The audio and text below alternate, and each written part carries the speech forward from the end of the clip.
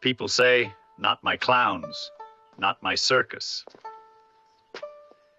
Here at CTC Clown Juice Distillery, we proudly say that these are our clowns. This is our circus. Cheers.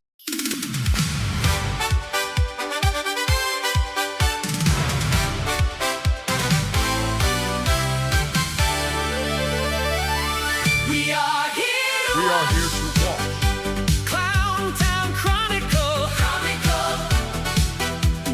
Here to watch. We're independent CTC thinkers. is here to Roger. We are here to watch Clowntown Chronicle. Here to watch. We see you through the chaos and the fall. We are here to watch every twist, every turn, every laugh we discern. We stay right here, ever to learn. We are here to watch. Double just got vaccinated. Clowntown Chronicle. Here to watch. CTC is here to watch. More science. We are here to watch. Through the madness, through the night. Woo!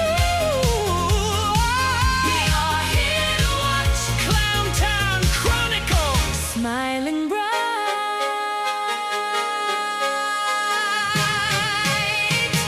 We are here to watch Clowntown Chronicle. We are here to watch Clowntown Chronicle.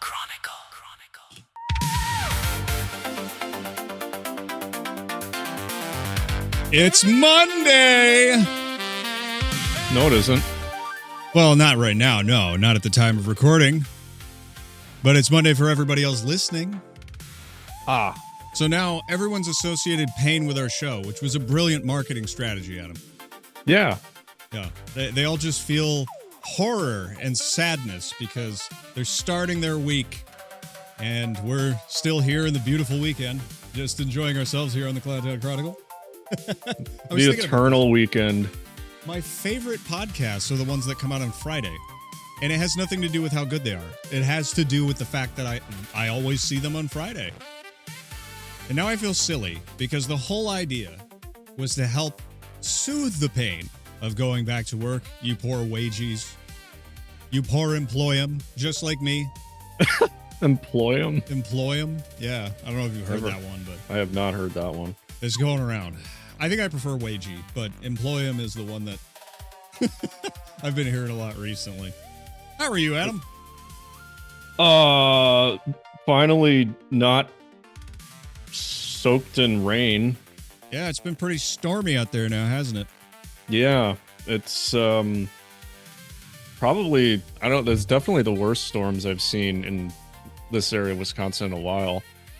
Yeah, But it's like usually like my area, I don't know, I'm like east of Madison and I watch the storms just destroy Madison before they reach me and then they kind of like fade out. This time they didn't. This time they just hit Madison twice as hard and then came back for seconds on my area. well, that makes sense. I mean, I was watching southern and central Illinois just get absolutely freaking hammered, dude. Yeah.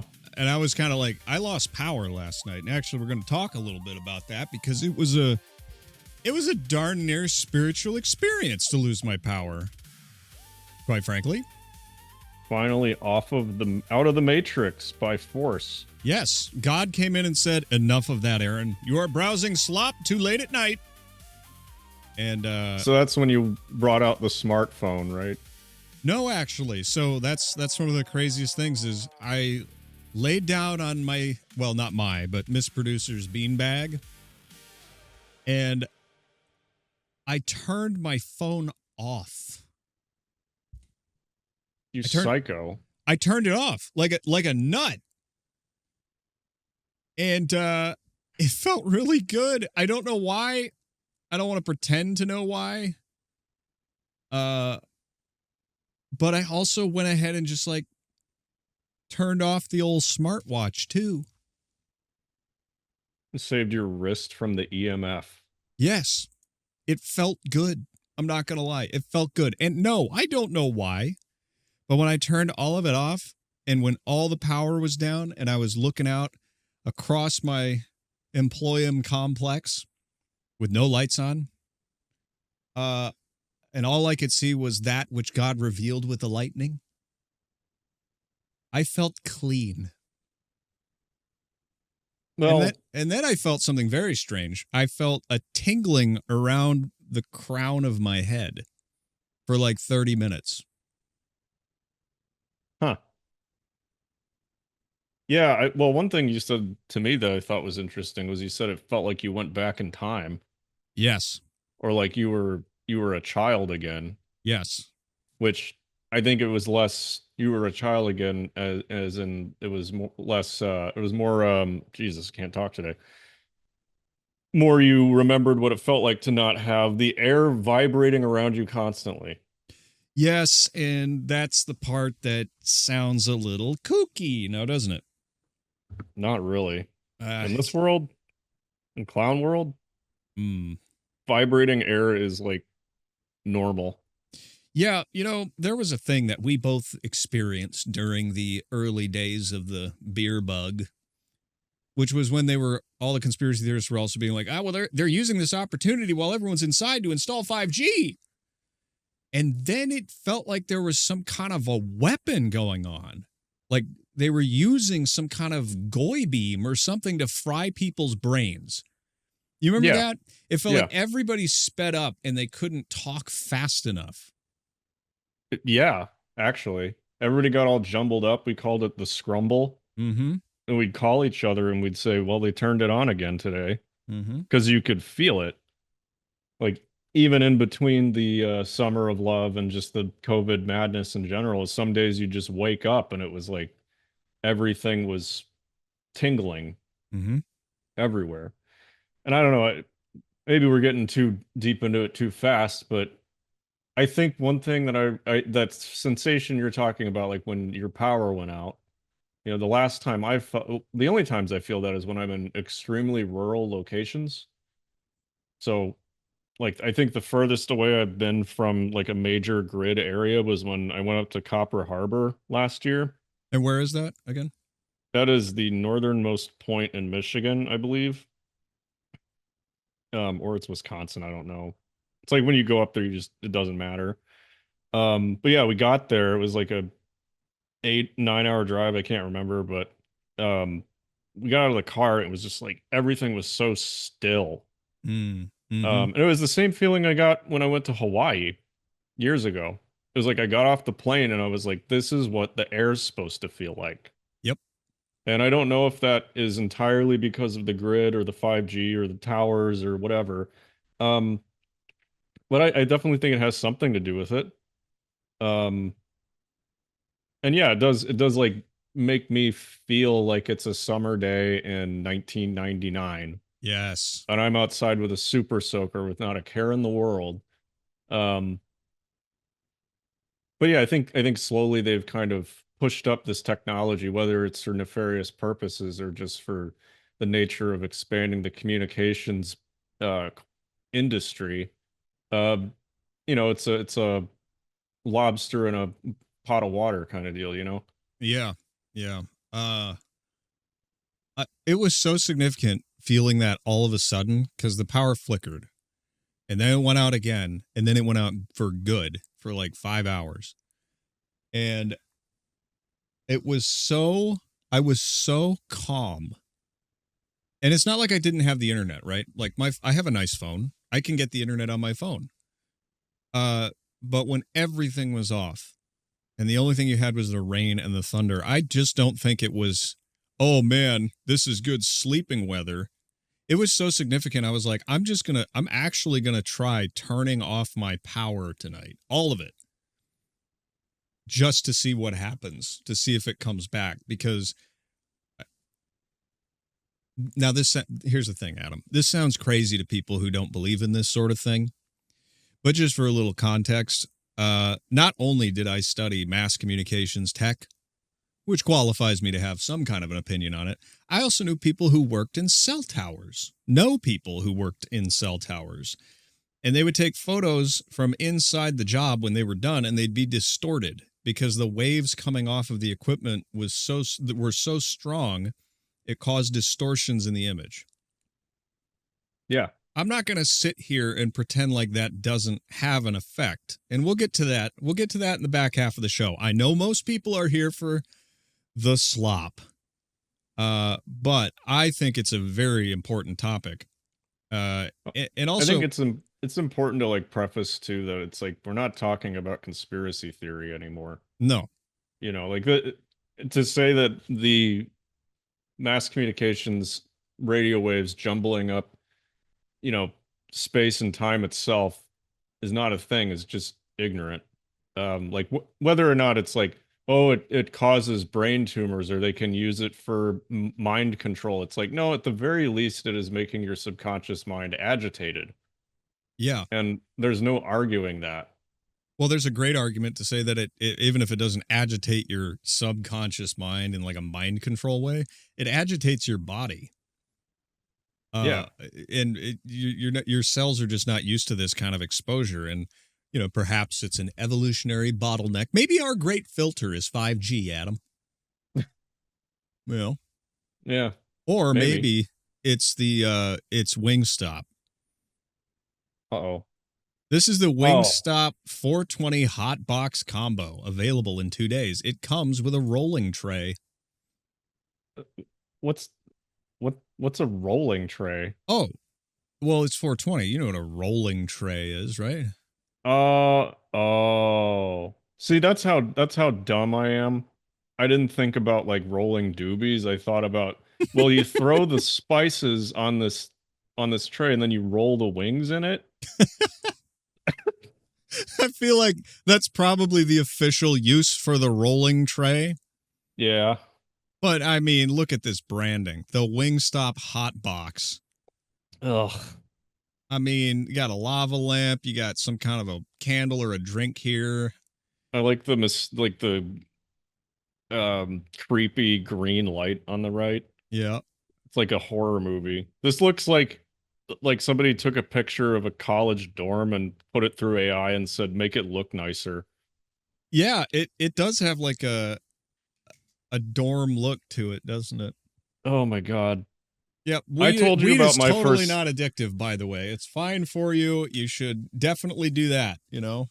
I told you about. I'm sure I told you about my first day at my dorm with my roommates in college. Maybe. So I was a good homeschooled boy and I didn't know anything about drugs at all. And one of my roommates came up with an electric piano and he opens the battery compartment and the entire thing is just full of buds. And I was like, okay, well, I've only ever seen that on Cops. Like my other roommate comes in and he's like, wow, that's a lot of weed. You were like Kevin McAllister in Home Alone. He's, I'm a criminal. Yeah. No, it was terrible. They were awful roommates, but this guy, he would make his own pipes to smoke and he would like show them to me and be like, yeah, so I'm thinking I want to make pipes. That's going to be like my artistic thing I do at college. And I'm like, oh, sure. All right. He would have like 20 people in his room. And keep in mind, this was like, I don't know, maybe a 10 by 10 foot room. Like they would all gather in there and they would all smoke weed. And I never smelled weed because like I said, I was a good Christian boy. It smelled so bad. It was like a skunk. And there was so much smoke, it would actually come through the vents in my room. And yeah, I don't know. It's probably not that funny of a story, but for me looking back on it, I'm like, that is so stupid. They told you no drugs, no alcohol in this dorm. What do you do? The first thing is you invite 50 people into this room to hotbox the shit out of yourselves. That's amazing. Yeah, so all the people, so when I was in Texas, the same time, The only people who like you could reliably count on to have weed around were people from Austin. That was back. I mean, that was way back in the day before it was, people treated it like a loaf of Wonder Bread that you buy at the store. Oh, it's good for you. It's like, man, if the government is pushing to legalize something, if the powers that be are like, yeah, we'll just legalize weed, it's harmless. Bro, Yeah. that it can't be harmless. Come on. But anyway. I think, I mean, we could, I'm sorry to, No, it's go ahead. we're not even like looking at the clip, but yeah, I mean, like THC is like, especially how they make it now where it's so powerful. Mhm. Like in the 70s, like, yeah, sure, made you feel like a little chill. Nowadays, it'll send you into a psychotic episode. And Well, they'll just give you a 50 milligram THC drink at the bar. Like it's a Yeah. safe alternative. Yeah. Yeah. They're like, at least it's not alcohol. You're a Zoomer, right? It's good for you. You're going to Yeah. be zooming after you drink that thing. Listen, I have seen at least 2 people that I know be driven insane by copious amounts of weed smoking. And I'm not talking like, oh, a joint. People get hooked on it and they smoke all day. Yeah. That is crazy to me. But, Yeah. we're from Wisconsin, right? We're really one to talk here, or 2 to talk here, because Wisconsin does have an alcohol problem, but I just don't think it's the same freaking thing, man. I mean, we are never sober, ever. No, everyone knows that. Everybody here is drunk all the time. I go to the office, they hand me a beer.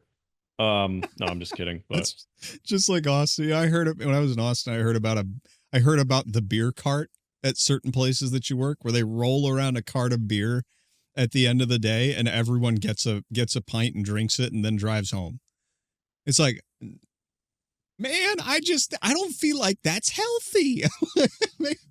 it's been interesting to see the drinking culture kind of change in Mhm. Wisconsin. Like, I mean, in some places it's exactly as it has been forever. But like any event I've gone to, I see more people drinking LaCroix than I see drinking alcohol. It's interesting. Like when I, like 10 years ago when I started my job, it was like we'd have like regular happy hours.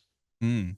Now it's like we don't do that anymore. And if we go on a trip or we go on like a team outing or something, everybody's stone cold sober. That's crazy. Because I remember those. It's great. Yeah, it's great because you save yourself the legal trouble of people getting drunk and doing stupid stuff. But it also, I mean, it's just better for. I don't even know what I'm talking about. You're good. Should we read a little bit about the 420 rolling trays with the hot box combo? Yeah, do they put weed on the chicken wings? The meal includes your choice of 3 tenders or 8 wings coated in fiery nacho flavor, a spicy, cheesy dry rub. It's served over fries with a drizzle of house-made ranch and a sprinkle of herb seasoning. It also comes with a 20-ounce drink and your choice of dip. Sounds pretty good, but there will only be 420 trays, and they'll be given away on a first-come, first-served basis via walk-in only. Hey. Cashing in on marijuana culture has paid dividends in the past. Earlier this year, a Girl Scout troop in New Jersey went viral after selling cookies outside a weed store. That's Brilliant. Hey, those Girl Scouts, they'll get you. They know what they're doing. These are experienced. These are experienced people. So you know what the answer is to the 420 weed culture? Sobriety? Wisconsin culture. That's the answer. Did you hear Bud's back? Bud. Got a surprise, brother. You ready? What do you got? Boom! I don't know if we should. Oh, we have to. He's bringing back Bud Light. Oh man. We What have is to. that bottle? Enough time has passed, brother. Come on. Gillis and Posty brought it back. All right. We're back on the BLs. We're real men. These things were good. I was upset when, whatever. Cheers. Oh my God, it's just. What's happening to my voice? Oh, what do we do? Put it back. Oh my Put god. it back. Oh my god, it's not going away. Put it back. No. Period. Put it back. What's happening? I don't even. It's not. It doesn't even make sense. But during that whole situation with, I can't even remember the trans influencer. If I saw people drinking Bud Light, I'd just walk up and be like, that's a gay beer. Accurate. It will never not be the gay beer. It's It over. was- It's over. It was so funny watching people try to defend it too. Like, well, I like it. It's what I've been drinking for years. Like, yeah, it's a gay beer. It's the gay beer. Oh, Yeah. God. What is that packaging, though? God. What do you mean? So it's like a tall can with like a bottleneck. Yeah. I'm just like, what is the advantage of that? Like, it's harder to store it? I don't know. I don't know. You're thinking like a product designer again. Which is why Yeah. which is why we have you here. But I mean, really, you're right. It is kind of. What's happening? I like the bit at the end where they're like, put it back, and he put it back, and he's like, it won't work. Put it back. No. Period. Put it back. What's happening?